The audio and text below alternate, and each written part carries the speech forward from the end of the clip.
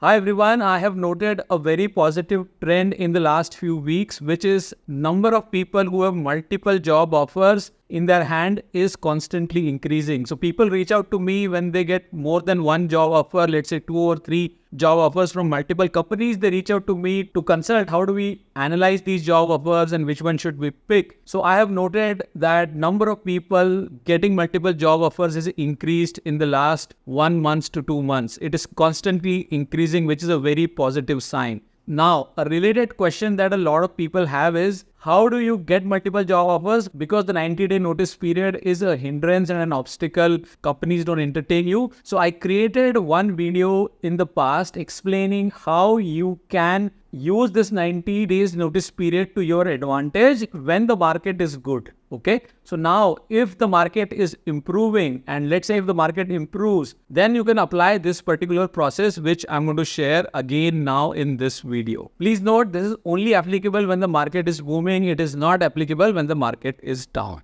Let's go ahead and have a look at it.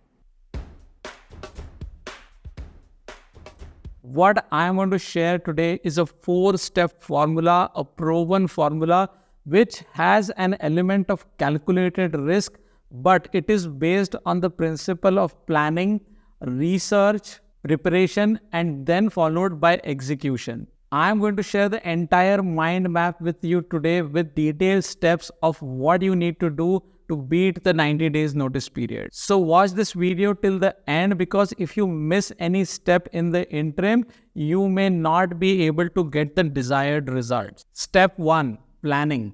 In planning, the first thing that you need to do is you need to create 2 lists.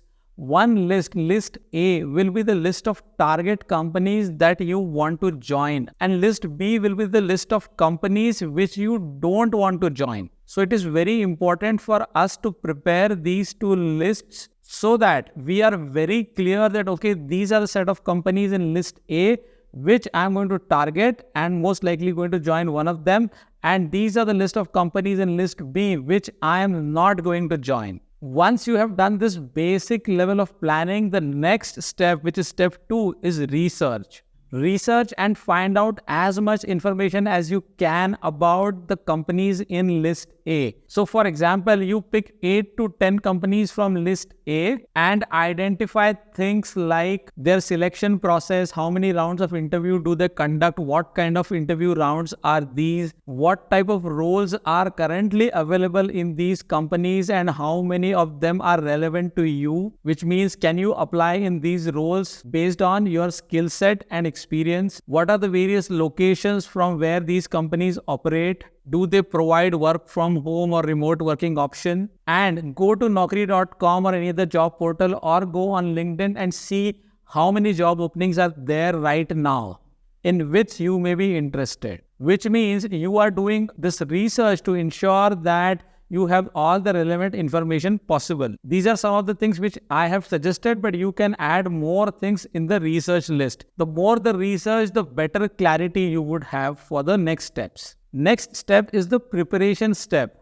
And most people think preparations mean only interview preparations. That is not the case. Preparation means you first need to start with your profile. When I say profile, I mean resume, LinkedIn profile, Naukri profile, or any other job portal profile. Please make sure that your profiles are updated and optimized for search. And I've conducted several sessions on the optimization part, so I'll skip that for now. But the first step you need to understand is you need to optimize your profile at all locations. Remember that you are targeting certain companies and you are targeting certain roles in the company. So your resume, your LinkedIn profile and Naukri profile has to be created or optimized in that fashion. Next part is the interview preparation part, where first you need to go and research on the internet in terms of interview experiences of other people. Lot of people might have already given interviews, and in the age of internet, lot of people go and post their experiences on the internet. For example, you can go to Glassdoor, you can go to Quora, and you can find out a lot of experiences that people have shared. Reading those experiences will help you a lot. And then, of course, the next step is practicing by giving mock interviews. Ask your friends, relatives, or anybody who can help you conduct certain mock interviews. Appearing for a real interview without doing a mock interview is a crime. And now the last and the most important step, which is execution. We have done planning, we have done research, we have done preparation, and now we are going to execute. For execution, what you need to do is you need to pick that list B which you created at the first step. List B was the set of companies that you don't want to join. What I want you guys to do is first start to apply in these companies, because you know that you are anyway not going to join these companies. So apply in few of them. Don't apply in a lot of companies where you don't want to join. But the idea is to apply and then get a feel whether you are getting interview calls. And if you are getting interview calls, are you able to clear those interviews? That will give you some real-time practice. Based on the failures or based on the feedback received, you can then prepare more and prepare better. Once you're done with few interviews in list B companies, now it is time to target list A companies. As soon as you apply in list A companies, the HRs will ask you whether you can join in 30 days or 45 days or something like that. Your answer should be yes. You should not say no, even if your